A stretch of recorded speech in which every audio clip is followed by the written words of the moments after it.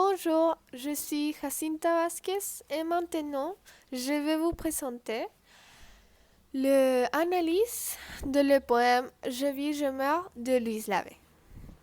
En première, ce poème il a été écrit dans les années 1500, époque où la poésie tient la place de première importance dans la littérature française.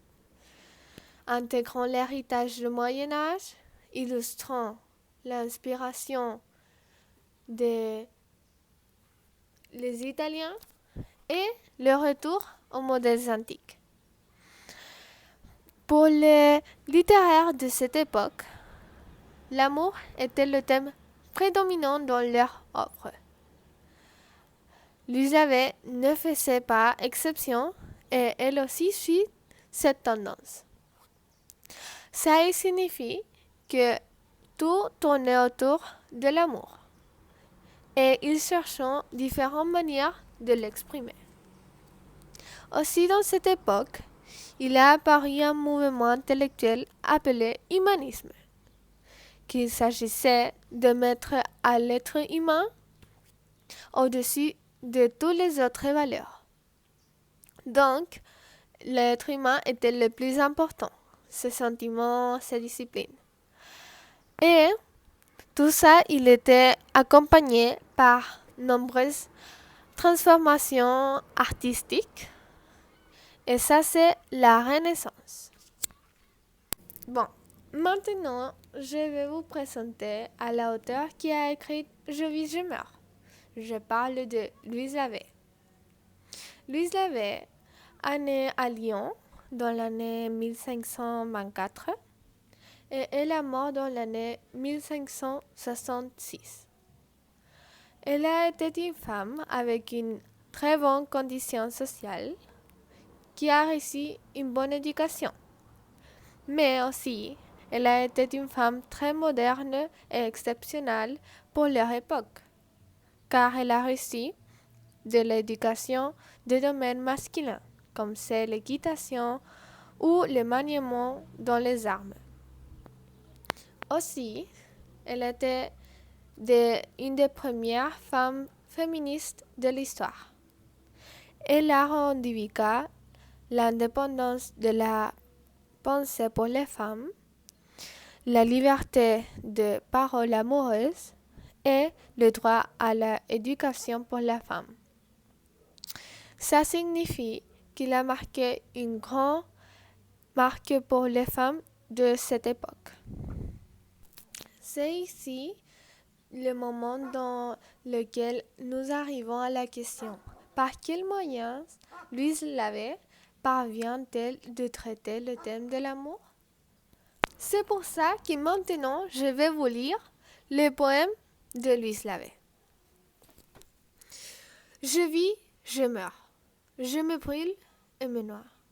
Je chaude extrême en endurant froidure. La vie m'est trop molle et trop dure. J'ai grand ennui entremêle de joie. Tout d'un coup je ris et je larmoie. Et en plaisir mon greffe, tournant j'endure. Mon bien s'en bat, et à jamais il dure. Tout d'un coup, je sèche et je verdoie. Ainsi amour inconstantement me mène. Et quand je pense avoir plus de douleur, sans y pense, je me trouve hors de peine. Puis, quand je crois ma joie être certaine, et être au haut de mon désireur, il me remet en mon premier malheur. Louise Lavé. Ça, c'est le poème Je vis, je meurs de Louise Lavé. Bon, maintenant, on va analyser le poème vers par vers. On peut voir que chaque vers de le deuxième quatrain commence par une locution adverbiale. On le peut voir dans le vers 5 avec tout un coup, dans le vers 8 avec tout temps un coup, et après avec une groupe nominale dans le vers 6 avec et en plaisir mon grief tournant. Après avec une phrase dans le vers 7 avec mon bien s'en va. dont la poétesse n'est pas le sujet. Contrairement aux premières quatrains où le je était omniprésent, dans ce deuxième quatrain, il arrive toujours en deuxième partie du vers. La structure du vers n'est donc pas naturelle, fluide et met en valeur que les passions sont suivies par la femme. Donc, jusqu'à le vers 9, le lecteur est ignorant. Il ne peut pas dire les raisons qui font que la poétesse ressent autant de sensations extrêmes et opposées. Jusqu'au premier tercet, il s'agit d'une énigme non résolue. Puis, au vers 9, c'est la révélation. Amour est celui qui dirige ce jeu, qui n'est plus qu'une proie dans ses mains. Cela relance le poème car il donne une autre perspective sur les deux premières quatrains auparavant lus. Aussi, la longueur des phrases de les deux tercets suggère un nouvel élan du jeu. Chaque tercet représente une phrase, comme cela était le cas dans le quatrain, mais contrairement au quatrain, la ponctuation est fluide, la disposition des mots est claire. Cela donne plus rapidité au sentiment éprouvé par le jeu.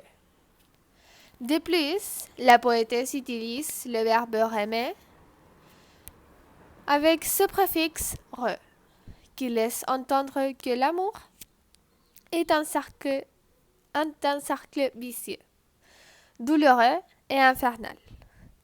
Il est impossible de s'en échapper. Bon, après, on peut voir que les deux tercets confirment l'impuissance du jeu. Ça, car ce dernier ne sait jamais sur quel pied danser. Quand il croit que plus de douleur arrive, il n'y a pas, et lorsque le jeu croit obtenir une joie, il est remis dans le malheur. D'ailleurs, ceux qui pensent que le poète est énoncé en première pour être mieux contredit par le vers qui suit et montre la réalité. Après, on peut voir dans le vers 10 que cela le fait chaud au vers 12, car dans le premier, la poétesse pense qu'elle va souffrir puisqu'elle est contredite, et dans le deuxième vers, elle souffre bel et bien. On peut voir que le je vit dans un monde fait d'illusions et d'incertitudes. Rien n'a plus de logique. Cette impuissance se remarque aussi grammaticalement dans l'emploi du me mène et me remet. Le pronom complètement me est celui qui remplace le complément d'objet. Le je n'est pas sujet de ses actions. Il est l'objet obligé de faire ce qu'amour le demande. Et bon, maintenant, finalement, on va passer à le dernier vers.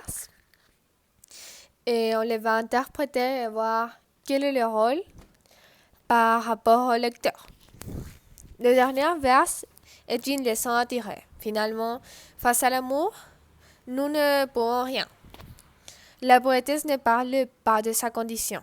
Elle parle aussi de la condition du lecteur qui passera par les mêmes tourments lorsqu'il tombera amoureux. Le dernier vers signifie que chacune est impuissant. D'ailleurs, personne n'est nommé dans le poème. Le destinataire est inconnu et le je est presque anonyme. D'ailleurs, grammaticalement, rien ne nous indique que le poème, si le je est une femme ou un homme, et se font avec le lecteur qui pourra s'identifier. Et c'est ici où il termine l'analyse de chaque vers. Bon, Et hors de près analyser le poème vers par vers, je peux finalement répondre à la question initiale par quel moyen Louise parvient-elle de traiter le thème de l'amour? Et je peux dire que Louise traite le thème de l'amour parmi les figures de style. La première figure de style que je peux noter au commence du poème, c'est celle de l'antithèse.